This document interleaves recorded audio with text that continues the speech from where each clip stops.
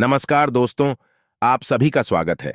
आपके अपने YouTube channel मानव जीवन में दोस्तों लाइफ में सभी आगे बढ़ना चाहते हैं और लाइफ में आगे बढ़ने के लिए हमें रोज ही कुछ नया सीखना चाहिए और आगे बढ़ना चाहिए। तो चलिए आज की प्रस्तुति शुरू करते हैं। श्री शिवाय नमस्तुभयम। हर हर महादेव। दोस्तों, आप सभी लोग जानते हैं कि 7 जुलाई 2024 यानी रविवार को पड़ रही है आषाढ़ मास के शुक्ला पक्ष की तृतीय तिथि, जो बहुत ही खास है। और दोस्तों, यह वह तृतीय तिथि है जो कि आषाढ़ महीने में पड़ रही है। दोस्तों, इसी दिन किया जाने वाला पंडित जी द्वारा बताया गया एक लाल फूल और एक सफेद फूल वाले उपाय आप लोगों को जरूर करना चाहिए, क्योंकि दोस्तों यह एक ऐसा उपाय है जो कि हर दिन नहीं किया जाता। आषाढ़ महीने में जो शुक्ला पक्ष की तृतीय तिथि आती है उसी दिन किया जाता है। अगर आप लोगों ने इस उपाय को नहीं किया है या किसी कारणवश नहीं कर पाए हो तो इस आषाढ़ तृतीय तिथि के दिन इस उपाय से मत चूकना। दोस्तों देखिए, यह दिन इतना खास होता है, इतना महत्वपूर्ण होता है। देखा गया है कभी कभी बड़े बड़े पूजा पाठ अनुष्ठान से जो मनोकामना पूर्ण नहीं होती है, वह आषाढ़ तृतीय के दिन एक छोटे से उपाय करने से ही आपकी मनोकामना पूर्ण हो जाती है। और बहुत सारे लोगों ने इस उपाय को किया भी है और उनको इस उपाय को करने का फल भी जरूर मिला है। अगर आप लोग भी इस उपाय को इस तृतीय के दिन करना चाहते हैं तो आप इस उपाय को पहले अच्छे से समझ लेना, सुन लेना, उसके बाद करना। आपको इस उपाय का फल जरूर मिलेगा, आपकी सभी मनोकामनाएं पूरी हो जाएंगी। दोस्तों, हम आपको यहां पर बता दें कि यह जो एक लाल फूल और एक सफेद फूल वाले उपाय है, यह उपाय पंडित जी ने अपनी अभी की सीहोर की कथा में ही बताया है। और इस उपाय को करने से आपके घर में चाहे किसी भी प्रकार की दुख और समस्या क्यों ना चल रही हो, आपको उसका कारण भी नहीं पता है कि भाई यह समस्या किस कारण से चल रही है, उसका कुछ भी कारण हो सकता है। जैसे पितृ दोष हो सकता है, काल सर्प दोष हो सकता है, या किसी भी तरह का मंगल दोष भी हो सकता है। और भी बहुत तरह के दोष होते हैं, कुछ भी हो सकता है। पर आपको इस उपाय को करने के लिए अपने दोष को पता लगाने की भी जरूरत नहीं है। आपके घर में किस कारण से इतनी दुख और परेशानी आ रही है, वह भी आपको पता लगाने की जरूरत नहीं है। बस शुक्रवार को तृतीय के दिन इस उपाय को कर लेना, क्योंकि इसी एकमात्र उपाय को करने से आपके पूरे घर परिवार में सुख और शांति हो जाएगी। आपके घर में अच्छे अच्छे काम होने लगेंगे। आपकी जो भी मनोकामना होगी वह भी धीरे धीरे करके पूर्ण होना शुरू हो जाएंगी। अब हम समझते हैं इस एक लाल फूल और एक सफेद फूल वाले उपाय को आपको करना कैसे है, किसको करना है, किस समय करना है और कैसे करना है। देखो, उपाय बिल्कुल आसान है, बस समझने वाली बात है। ध्यान से समझिए, उसके बाद ही आप लोग जो है इस उपाय को जरूर कीजिएगा। सबसे पहली चीज हम लोग यह समझते हैं कि इस एक लाल फूल और एक सफेद फूल वाले उपाय को इस आने वाली तृतीय के दिन किसको करना है। तो देखिए, इस उपाय को घर के सभी सदस्यों को करने की बिल्कुल भी जरूरत नहीं है। घर में से कोई एक मुख्य बड़ा सदस्य ही इस उपाय को करेगा तो उस घर परिवार के सभी सदस्यों को इस उपाय को करने का फल मिल जाएगा। पर वह बड़ा सदस्य कौन होगा, कौन व्यक्ति इस उपाय को करेगा? तो यहां पर देखिए, हम आपको बता दें, घर की जो बड़ी माताएं बहनें होंगी, घर की बड़ी माताओं बहनों में से कोई भी एक माता बहन इस वाले उपाय को कर सकती है। अपने पूरे घर परिवार के लिए घर में सभी सदस्यों को इस उपाय को करने की जरूरत नहीं है। मात्र घर की जो बड़ी माताएं बहनें हैं, उनमें से कोई भी एक माता बहन इस वाले उपाय को करेगी तो उसके घर परिवार के पूरे सदस्यों को इस उपाय का फल मिलेगा। अगर किसी कारणवश माताएं बहनें घर में उपस्थित ना हो या वह इस उपाय को ना कर रही हो, कुछ दिक्कत हो, तो भाई उस जगह पर फिर घर का कोई बड़ा व्यक्ति भी इस उपाय को कर सकता है। माताओं बहनों के कहने का मतलब यह था कि माताएं बहनें घर की लक्ष्मी होती है। जब घर की लक्ष्मी कोई उपाय करती है तो निश्चित ही भगवान शिव जी बहुत जल्दी प्रसन्न होते हैं और उपाय का फल में बहुत जल्दी और बहुत बड़ा करके भी यहां पर देते हैं। तो आप लोग ये बात समझ गए होंगे। अब हम ये बात समझते हैं कि इस वाले उपाय को हमें करना किस समय है। एक लाल फूल और एक सफेद फूल वाले उपाय को हमें तृतीय के दिन करना किस समय है। तो देखिए, इस उपाय को करने का जो समय है, सुबह का समय भी है और शाम का समय भी है। अब देखिए, यहां पर हम मुख्य रूप से सुबह का समय नहीं बोलेंगे, क्योंकि देखिए, यह जो तृतीय तिथि है और आप सभी लोग जानते हैं तृतीय के दिन का प्रदोष काल का मतलब शाम का जो समय होता है ना, इस दिन भगवान शिव जी का सबसे प्रिय दिन होता है। तो आप लोग इस एक लाल फूल, एक सफेद फूल वाले उपाय को सुबह के समय भी कर सकते हो और शाम के समय प्रदोष काल में भी कर सकते हो। सुबह के समय अगर कर रहे हो तो 10 या फिर 11 बजे तक भी अगर उपाय करोगे तो भी आपको उपाय का फल मिलेगा। वही अगर शाम के समय कर रहे हो तो इस दिन जरूर शाम के समय का ध्यान रखना कि शाम के 6 बजे से लेकर 7 बजे के बीच में अगर आप इस उपाय को कर सकते हो तो बिल्कुल कर लेना, पूरी कोशिश करना। पर अगर किसी कारणवश इस समय के बीच में ना कर पाओ तो रात 8 बजे तक भी अगर आप उपाय को करोगे तो आपको उपाय का फल जरूर मिलेगा। यह बात आपको समझ आ गई कि आप इस उपाय को सुबह और शाम दोनों समय कर सकते हो। मतलब करना आपको एक ही समय है, घर में से किसी एक ही बड़े व्यक्ति को करना है, पर एक ही बार इस उपाय को करना है, दोनों समय नहीं करना है। आपको जो समय अच्छा लगे आप उस समय पर इस वाले उपाय को कर सकते हैं। तो चलिए जानते हैं इन विशेष उपायों के बारे में। लेकिन उससे पहले जो भी मेरे भाई मेरी प्यारी बहनें आज चैनल पर पहली बार आए हैं या मेरी आवाज आज पहली बार सुन रहे हैं, अगर आप भी महादेव के सच्चे भक्त हैं तो वीडियो को लाइक और चैनल को सब्सक्राइब जरूर कर लें और कमेंट बॉक्स में लिखें हर हर महादेव, ओम नमः शिवाय। देखो, अब सबसे महत्वपूर्ण बात आती है कि इस उपाय को हमें करना किस लिए है। जैसा कि हमने अभी आपसे बोला कि इस उपाय को करने के बाद आपके जीवन में बहुत सारी खुशियां आएंगी, आपकी मनोकामनाएं पूर्ण होंगी, आपकी धन की समस्या दूर होगी, आपकी पैसों की समस्या दूर होगी।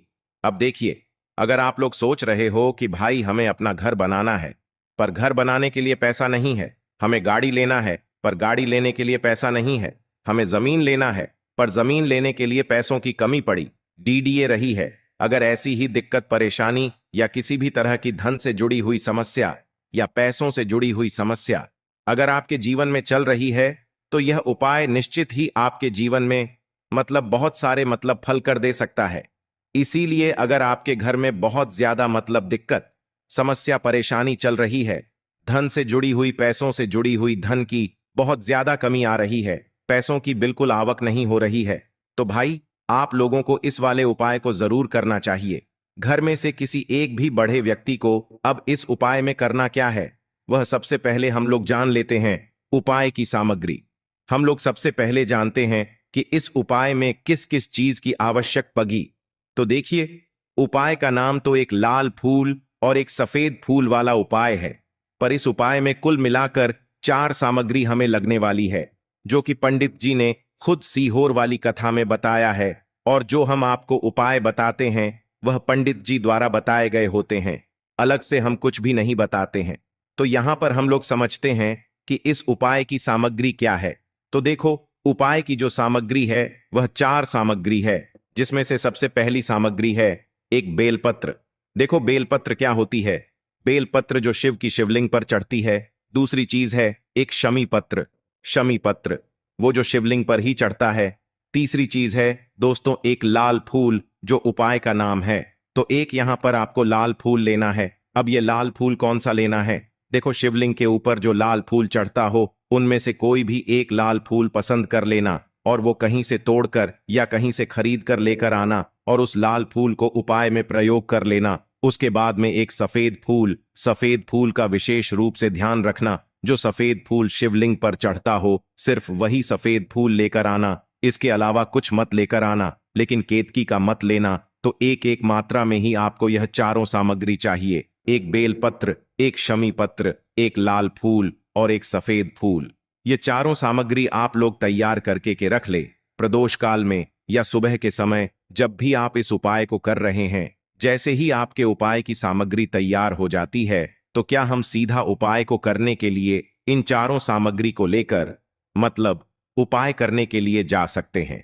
नहीं तो यहां पर आपको इस बात का ध्यान रखना है कि हम भगवान शिव जी को प्रसन्न करने के लिए तो जा रहे हैं, हम अपनी मनोकामना को पूर्ण करवाने के लिए तो जा रहे हैं, पर हमें यह दर्शा बिल्कुल भी नहीं है कि हम सिर्फ अपने फायदे के लिए भगवान शिव जी के मंदिर में आए हैं। इसलिए हम इस उपाय को करने के साथ साथ में भगवान शिव जी की पूजन अर्चना के लिए कुछ सामग्री भी जरूर लेकर जाएंगे। जैसे कि सुबह के समय अगर आप उपाय को कर रहे हो इस एक लाल फूल और एक सफेद फूल वाले उपाय को। तो भाई सुबह के समय आपको एक लोटा जल लेकर जाना है। जो लोग प्रतिदिन शिव जी के मंदिर जाते हैं, पूजन अर्चना करते हैं, जल चढ़ते हैं, फूल बेलपत्र सब कुछ चढ़ाते हैं, भाई वह अपनी पूजन अर्चना वैसी की वैसी ही करना। बाकी जो सिर्फ उपाय को करने के लिए जा रहा है, जो कुछ भी लेकर नहीं जा रहा है, उसे कम से कम एक लोटा जल अपने घर से जरूर भरकर लेकर जाना। अगर आप उपाय को कर रहे हो, है ना, क्योंकि इस वाले उपाय को आप भगवान शिव जी की पूजन अर्चना करने के बाद ही करना। वहीं अगर बात करें शाम के समय की, अगर कोई व्यक्ति शाम के समय प्रदोष काल में इस वाले उपाय को कर रहा है, तो भाई आपको मात्र एक घी का दीपक तैयार करना है। ये बात हम हमेशा बोलते हैं, शाम के समय प्रदोष काल में कोई कर रहे होना तो दीपक का विशेष महत्व होता है। तृतीय के दिन का प्रदोष काल में जो भी व्यक्ति दीपक जलाता है ना भगवान शिव जी के मंदिर में, भाई उसके जीवन से सारी दुख और परेशानियां भी दूर होती हैं। तो भाई इस दिन दीपक का विशेष रूप से ध्यान रखना आप लोग। अगर आप इस उपाय को शाम के समय प्रदोष काल में कर रहे हो, है नाना, ये जो दीपक आप लोग लोगे या आटे का लोगे, जो आटा आप घुन दोगे उसके अंदर कुछ भी मत डालना, मात्र सादा आटा लगाकर उसे तैयार कर लेना और एक मीडियम साइज का दीपक तैयार कर लेना। वह दीपक ना ज्यादा छोटा हो ना ज्यादा बड़ा हो, है ना। उसके बाद में दीपक आपका तैयार हो जाए तो इसके अंदर जो बत्ती रखोगे वह गोल बत्ती रखोगे। देखो, गोल बत्ती भी दो तरह की होगी, एक बाजार की और एक घर वाली। तो कोशिश करना अपने घर में जो रुई रखी हुई है उस रुई से आप लोग एक गोल बत्ती अपने ही हाथों से बनाओ। उपाय का फल अच्छा मिलता है। भगवान शिव जी जल्दी प्रसन्न होते हैं। जब हम किसी भी उपाय को अपने हाथों से परिश्रम करके तैयार करते हैं तो आपको उस दीपक के अंदर एक गोल बत्ती रख देनी है। इसके अंदर जो चीज आप लोग डालोगे वह डालोगे, लोगे वो डालोगे शुद्ध देसी गाय का घी। इस बात का विशेष रूप से ध्यान रखना, शुद्ध देसी गाय का घी ही डालना है, तेल वगैरह नहीं। आज के दिन तो मत डालना, तृतीय के दिन, क्योंकि भगवान शिव जी का सबसे प्रिय दिन और प्रिय समय पर हम लोग इस वाले उपाय को कर रहे हैं। तो थोड़ा सा शुद्ध देशी गाय का घी इतना डालना कि वह दीपक कुछ समय तक चल सके। ना बाजार वाला मिलावटी घी डालना, ना भैंस का घी डालना। शुद्ध देसी गाय का घी आपको ढूंढने में थोड़ी मतलब मेहनत लगेगी और भी मिलेगा, पर गाय के घी से भगवान शिव जी प्रसन्न होते हैं और उसी शुद्ध देशी गाय की घी से घर में बरकत भी बनी रहती है और हमारे घर में सुख शांति भी बनी रहती है। इसलिए इस शुद्ध देशी गाय का घी को अपने घर में हमेशा रखा करो। वह भगवान शिव जी के कार्यों में भी उपयोग में आता है और उपायों में भी हम लोग प्रयोग कर सकते हैं। तो यहां पर आपकी सारी तैयारियां हो चुकी हैं। उपाय को करते समय शुद्धता का विषय रूप से ध्यान रखिएगा। सुबह कर रहे हो तो भाई सुबह तो आपको स्नान करना ही करना है। बाकी शाम को कर रहे हो तो शाम को मात्र हाथ मुंह धोकर भी आप लोग इस वाले उपाय को कर सकते हो। कोई दिक्कत वाली बात नहीं है भाई।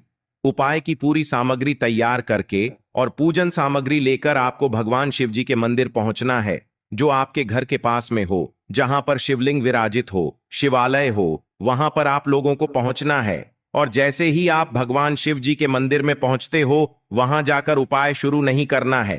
पहले आपको भगवान शिव जी की पूजन अर्चना करना है। पूजन अर्चना कैसे करोगे? सुबह के समय गए हो तो एक लोटा जल वगैरह जो भी पूजन सामग्री लेकर गए हो, उससे पहले पूजन सामग्री आप लोग मतलब पूजन भगवान शिव जी की कर लो। जो व्यक्ति सिर्फ एक लोटा जल लेकर गए हैं वो शिव जी की शिवलिंग पर मात्र एक लोटा जल एक धारा से धीरे धीरे करके चढ़ लो, है ना। अपनी पूजन अर्चना आप लोग जो है पूरी कर लो पहले। उसी के बाद अगर आप शाम के समय कर रहे हो तो पहले जाकर बैठना है भगवान शिव जी के शिवलिंग के पास में। आप जो दीपक तैयार करके लेकर आए हो उस दीपक को पहले जलाना है। यह जो दीपक आप लोग जलाओ गाना, ये किसी और की माचिस से मत जलाना, अपनी ही माचिस अपने ही घर से लेकर आना और इस दीपक को अपने ही माचिस से जलाना। अगर आपने मंदिर की माचिस या किसी और की माचिस ले ली, इस उपाय को करने में इस उपाय का फल उस व्यक्ति को भी तो बहुत मिल जाएगा। इस बात का ध्यान रखना, अपने घर से अपनी ही माचिस लेकर जाना और इस दीपक को जलाना। दीपक को जलाने के बाद भगवान शिव जी की शिवलिंग के पास में रख देना। शिवलिंग के इतना पास में मत रखना कि भगवान शिव जी को आंच लगे, थोड़ी सी दूरी बनाकर ही जो है इस दीपक को शिवलिंग के पास में आप लोग रख दीजिएगा। अब जैसे ही आपकी पूजन अर्चना हो जाती है, भगवान शिव जी के शिवलिंग के सामने या आसपास कहीं पर भी बैठ जाइए उपाय को करने के लिए। और उपाय को करने से पहले आप लोग अपनी वह चारों पूजन सामग्री निकाल लीजिए। उपाय की जो सामग्री है वो निकाल लीजिए और भगवान शिव जी के शिवलिंग के ऊपर एक माता अशोक सुंदरी जी का स्थान देख लीजिए। माता अशोक सुंदर जी का जो स्थान होता है वो जलाधारी के ऊपर होता है, जलाधारी के बिल्कुल बीचों बीच में होता है। आप लोगों ने देखा भी होगा शिवलिंग की जलाधारी होती है, जलाधारी के बिल्कुल बीचों बीच का जो स्थान होगा वो माता अशोक सुंदर जी का स्थान होगा, क्योंकि यहीं पर हमें ये जो है उपाय को करना है। सबसे पहली चीज, अब हम उपाय को करना शुरू करते हैं। आप सबसे पहले अपनी एक बेल पत्र उठा लो। एक बेल पत्र को आपको माता अशोक सुंदरी जी वाले स्थान पर सबसे पहले समर्पित करना है। बेल पत्र की डंडी का मुख होगा जलाधारी की तरफ जहां से जल बहता है और नीचे गिरता है, और बीच वाली बड्डी पत्ती का मुख मतलब शिवलिंग की तरफ होगा। इस तरीके से आपको इस बेल पत्र को माता अशोक सुंदरी जी वाले स्थान पर समर्पित कर देना है। उसके बाद में अपनी एक शम पत्र उठा लो जो आप उपाय के लिए लेकर आए हुए हो। शम पत्र को उठाकर शमी पत्र की भी जो डंडी का भाग होगा वह जलाधारी की तरफ करके जहां से जल बहता है नीचे गिरता है उस तरफ करके, और पत्ती वाला भाग शिवलिंग की तरफ करके इस शमी पत्र को भी उस बेल पत्र के ऊपर आपको समर्पित कर देना है। समर्पित करने के बाद अब आप ले लो अपना एक लाल फूल जो आप उपाय को करने के लिए लेकर आए हुए हो। इस लाल फूल का जो खिला हुआ भाग होगा, चाहे वह गुलाब का फूल हो चाहे कोई सा फूल जो शिवलिंग पर चढ़ता हो, भाई उस फूल का जो खिला हुआ भाग होगा वह शिवलिंग की तरफ होगा। बाकी जो पीछे का भाग होगा फूल का वो जलाधारी की तरफ जहां से जल बहता है नीचे गिरता है उस तरफ होगा। और आखिरी में आपका जो एक सफेद फूल बचा हुआ है, इस सफेद फूल को भी आपको लेना है और सफेद फूल का जो खिला हुआ भाग होगा वो शिवलिंग की तरफ होगा, जहां पर शिवलिंग रखा हुआ है उस तरफ होगा, और डंडी का भाग जलाधारी के पीछे की तरफ हो जाएगा, मतलब जो जहां से जल बहता है और नीचे गिरता है। जब आप लोग एक बेल पत्र, एक शमी पत्र और एक लाल फूल, एक सफेद फूल चढ़ा रहे हो तो उस समय आप लोगों को कांता भगवान या कांता चक्र का नाम लेते हुए ही जो है इस उपाय को करना है, और भगवान शिव जी और नारायण जी का स्मरण करते हुए ही इस उपाय को आपको करना है। तो जब भी आप एक बेल पत्र, एक शमी पत्र, एक लाल फूल और एक कमी हो रही है, जो भी दुख और समस्या परेशानी चल रही हो, आपको अपनी वह दुख और परेशानी जो है भगवान शिव जी से उपाय को पूरा करने के बाद वहीं पर पास में बैठकर बोल देना है। हाथ जोड़ के आंखें बंद करके अपनी परेशानी और श्री शिवाय नमस्तुभयम का जाप करना है। आज के लिए बस इतना ही इस वीडियो में दी गई जानकारी।